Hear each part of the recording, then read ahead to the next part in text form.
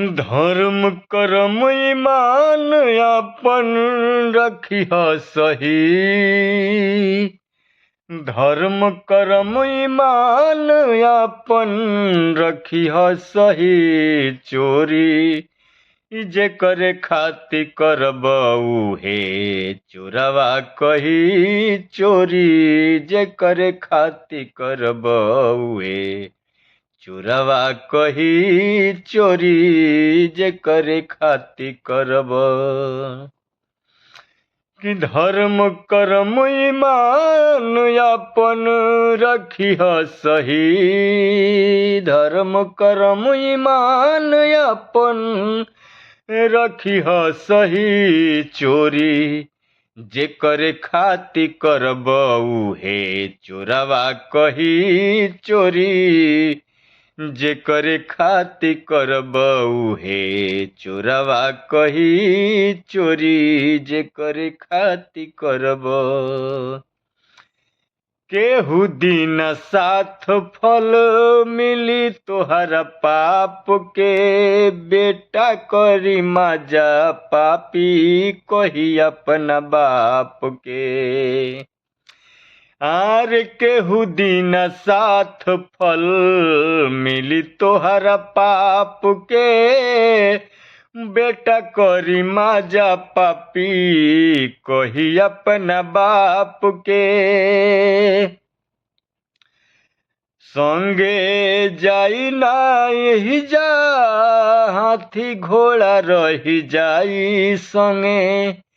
जाई ना यही जा हाथी घोड़ा रही जाई। चोरी जे करे खाति कहब उहे चोरवा कही। चोरी जे करे खातिर करब उहे चोरवा कही। चोरी जे करे खातिर करब। हो के बा संघाती तोहरा पाप के कमाई के। लगी हाथ कड़ी जहिया तोहरा के बचाई के। हो कबा संघाती तोहरा पाप के कमाई के। लगी हाथ कड़ी जहिया तोहरा के बचाई के।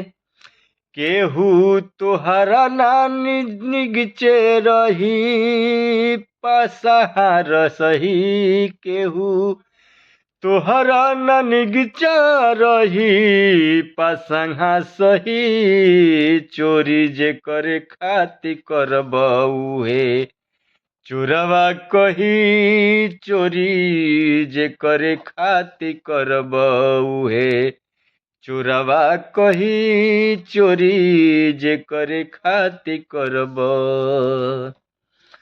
धर्म कर्म ईमान अपन रखिह सही। धर्म कर्म ईमान अपन रखिह सही। ना तो चोरी जे करे खाति करब उहे चोरवा कही। चोरी जे करे खाति करब उहे चोरवा कही। चोरी जे करे खाति करब उहे चोरवा कही। चोरी अरे भगति भजन बिना खलिहा पेटारी बा। भगति भजन बिना खलिहा पेटारी बा। सपना के धन ऊंचा महल अटारी बा। भगति भजन बिना खालिहा पेटारी बा। सपना के धन ऊंचा महल अटारी बा। मारल जइब जहिया तोहरा के लोगवा कही।